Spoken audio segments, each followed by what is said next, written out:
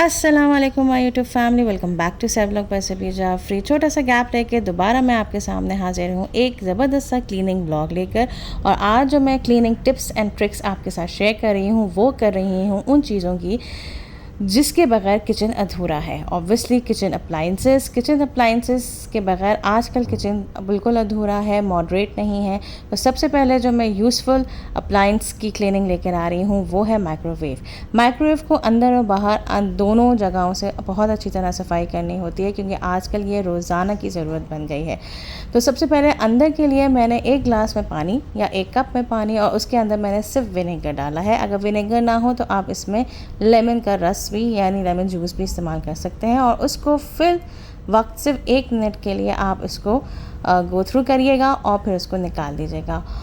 और फिर माइक्रोवेव के अंदर से सारी चीज़ें निकालने के बाद उस पानी को एक बाउल में निकालिएगा और फिर उसमें फ़ोम को डिप करिएगा और उसी फ़ोम से आप यानी अच्छी तरह निचोड़ के फ़ोम को आप अंदर का अच्छी तरह साफ़ कर दीजिएगा। अच्छा, मेरा माइक्रोवेव कुछ ज़्यादा गंदा था, इसलिए जो है वो मैंने इसको साफ़ करने के लिए ग्रीन पार्ट को इस्तेमाल किया, वरना आप येलो पार्ट को भी यूज़ कर सकते हैं। और फिर अच्छी तरह आप गीला स्पंज यानी निचोड़ के नम स्पंज को आप अंदर से सफाई कर सकते हैं।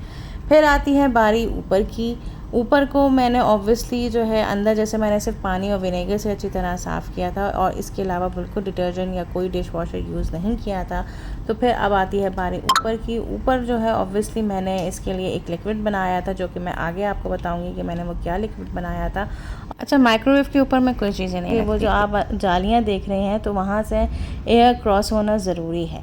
तो इसलिए मैं फ्रीज़र के फ्रीज़र कह रही हूँ, माइक्रोवेव के ऊपर मैं कुछ नहीं रखती। और ये जो आप देख रहे होंगे ब्लैक, तो ये कुछ बच्चों ने ऑब्वियसली स्क्रैचेस मार दिए थे, तो ये वो एरिया है। और फिर ऊपर के हिस्से को मैंने अच्छी तरह फ़ोम और डिश वॉशर से और थोड़ा सा विनेगर डाल के सफाई की है। और पीछे के हिस्से को नहीं उस तरह नहीं सफाई की है जैसे मैंने आगे के हिस्सों को साफ़ किया है। यहाँ भी पानी नहीं लगना चाहिए बिल्कुल, यानी आप बहुत ज़्यादा पानी आप बिल्कुल निचोड़ के फ़ोम से आप साफ़ कर सकते हैं। और इस हिस्से को मैंने सिर्फ हल्के से ब्रश में पानी सोख करके हल्का सा पानी करके मैंने इस हिस्से को साफ़ किया है और फिर वही मैंने गीले नम फ़ोम से इसको साफ़ कर दिया है। तो ये था तरीका मेरा माइक्रोवेव साफ़ करने का।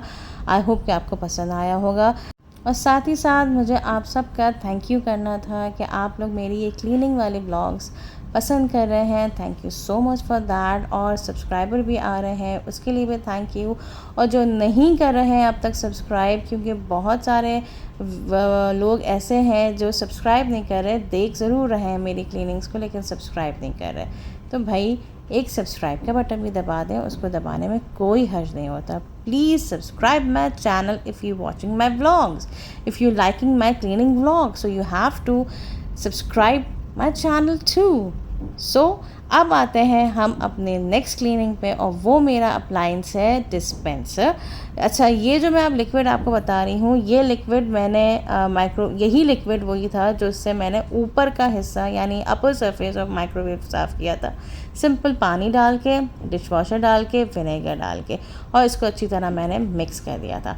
That's all. और मैंने कोई चीज़ बेकिंग पाउडर या बेकिंग सोडा कुछ इस तरह नहीं डाला था, सिंपल डिश वॉशर, पानी एंड विनेगर बस। और फिर डिस्पेंसर को मैंने फ़ोम से अच्छी तरह साफ़ कर दिया था।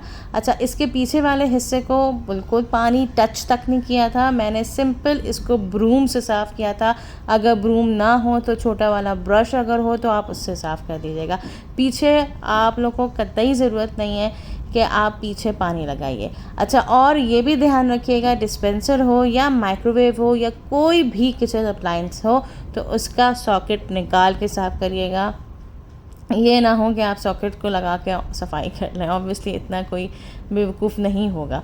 और साथ ही साथ साइडों की जो जालियां हैं वो मैंने ब्रश से साफ़ करवा ली हैं।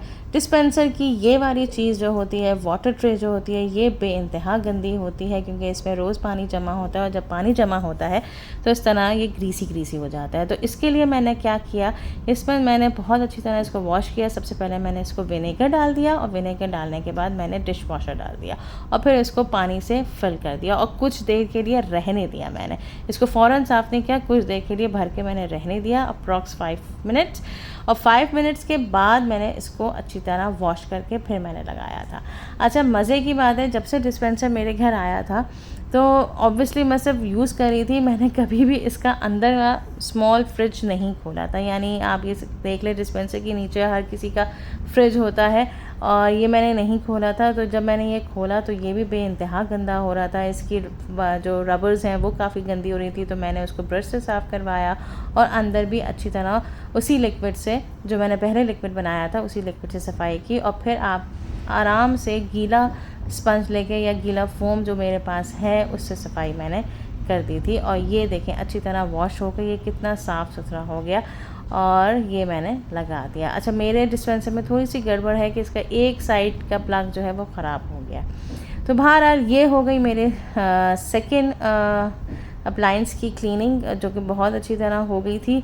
और अब बारी आती है टोस्टर की, जो कि हमारा सुबह के नाश्ते का साथी है।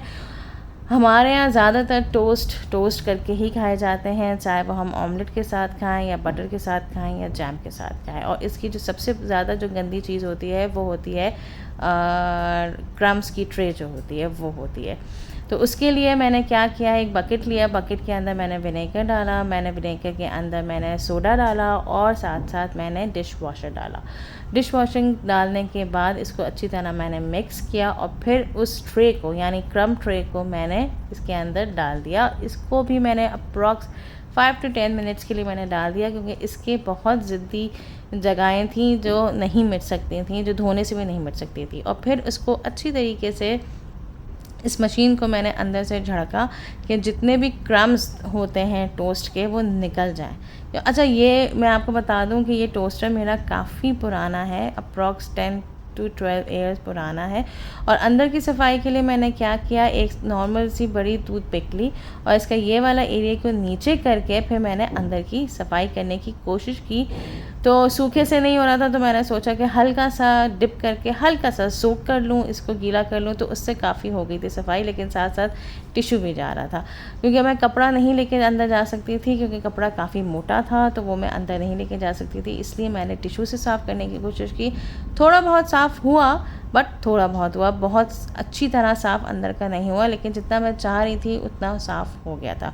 और फिर उसके बाद ब्रेड क्रम्स की भी जो नोकीली जो जगहें होती हैं, तो उसको मैंने इसी टूथपिक से इसको अच्छी तरह साफ़ किया और फिर मैंने इसको अच्छी तरह वॉश करवा दिया। और यकीन करें बहुत अच्छी तरह ये साफ़ हो गया था, क्योंकि इसकी अंदर या कॉर्नर पे जो ब्रेड क्रम्स लगे हुए थे वो सब अच्छी तरह साफ़ हो गए थे।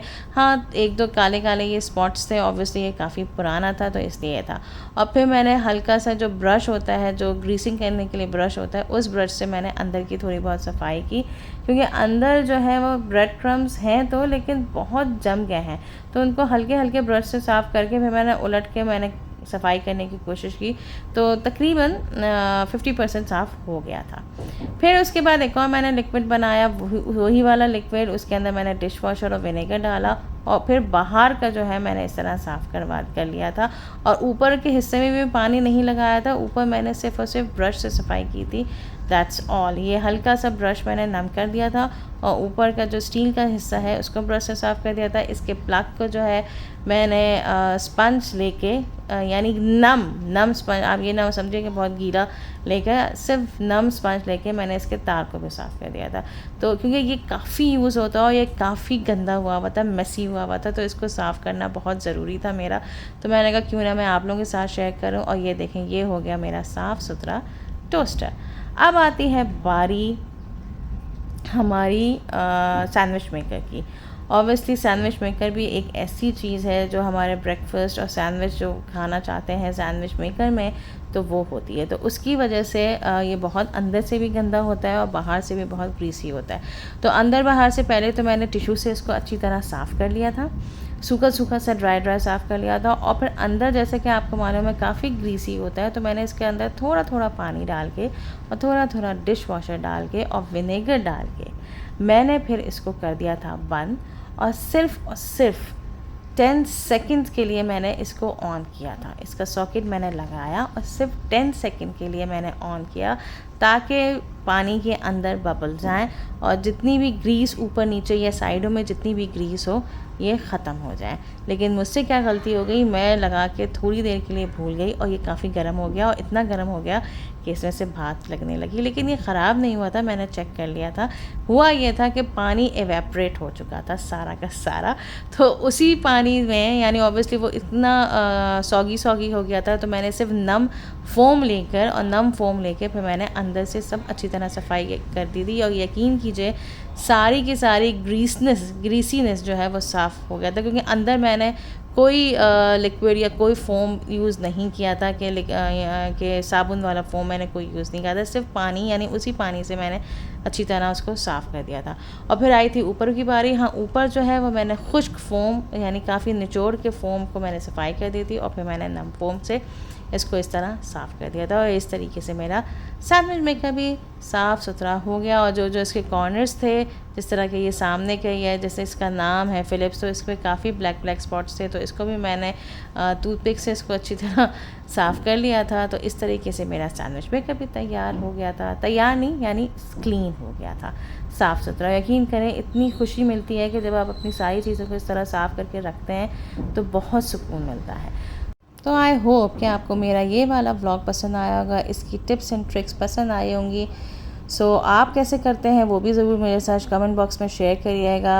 तो आखिर में जाते जाते मैं यही कह सकती हूँ, do subscribe my channel, hit the bell icon and like and share it. दुआ में याद रखिएगा, मैं भी दुआ में याद रखूँगी। टिल देन, अल्लाह हाफ़िज़।